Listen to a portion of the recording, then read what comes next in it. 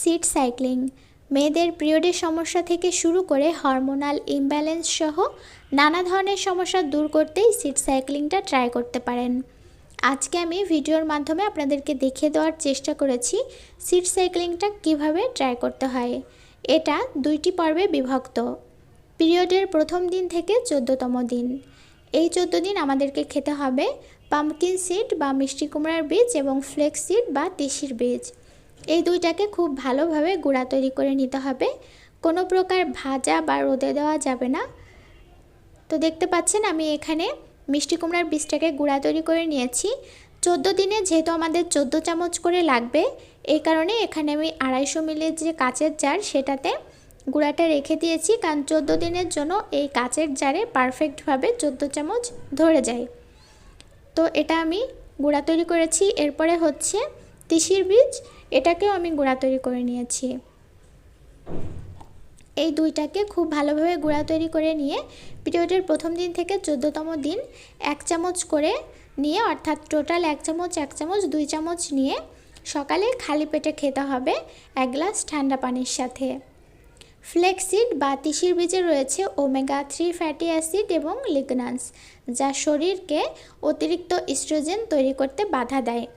আর pumpkin seed অর্থাৎ মিষ্টি কুমড়ার বীজে রয়েছে ওমেগা 6 ফ্যাটি অ্যাসিড এবং জিঙ্ক, যা আমাদের ইমিউন সিস্টেম বাড়ানোর পাশাপাশি হরমোন রিপ্রোডাকশনকে নিয়ন্ত্রণ করে। তো এটা আপনি খাবেন হচ্ছে পিরিয়ড যেদিন শুরু হবে সেদিন থেকে শুরু করে 14তম দিন পর্যন্ত। আমি 1 গ্লাস পানির সাথে এটাকে মিশিয়ে নিচ্ছি। আর অবশ্যই চেষ্টা করবেন একটু ভালোভাবে গুঁড়া তৈরি করে নেওয়ার জন্য, তাহলে কিন্তু এটা খুব ভালোভাবে পানির সাথে মিশে যাবে। অনেকেই হয়তোবা ভাবতে পারেন এটা চিবিয়ে খেলে হবে কি না। চিবিয়ে খেলে আসলে যে সমস্ত পুষ্টিগুণ সেটা আমাদের শরীর অ্যাবজর্ব করতে অনেক সময় পারে না। এই কারণে অবশ্যই চেষ্টা করবেন এটাকে গুঁড়া তৈরি করে নেওয়ার জন্য, তাহলে এটা আমাদের শরীর ভালোভাবে অ্যাবজর্ব করতে সক্ষম হবে। পিরিয়ডের 15তম দিন থেকে 28তম দিন, এই 14 দিন খেতে হবে সাদা তিল এবং সূর্যমুখীর বীজ। এই দুইটাকে খুব ভালোভাবে গুঁড়া তৈরি করে নিতে হবে এবং কাচের জারে রেখে দিতে হবে। এই সূর্যমুখীর বীজে রয়েছে ওমেগা 3 ফ্যাটি অ্যাসিড এবং লিগন্যান্স, যা অ্যান্টি ইস্ট্রোজেনিক হিসেবে কাজ করে। এছাড়াও এই সাদা তেলে রয়েছে ওমেগা 6 ফ্যাটি অ্যাসিড এবং ভিটামিন ই, যা আমাদের ফার্টিলিটির জন্য অনেক গুরুত্বপূর্ণ। এই কারণে পিরিয়ডের 14তম দিন থেকে 28তম দিন এটা খেতে হবে। এগুলোকে খুব ভালোভাবে গুঁড়া তৈরি করে নিতে হবে এবং কাচের জারে করে নর্মাল ফ্রিজে রাখতে হবে।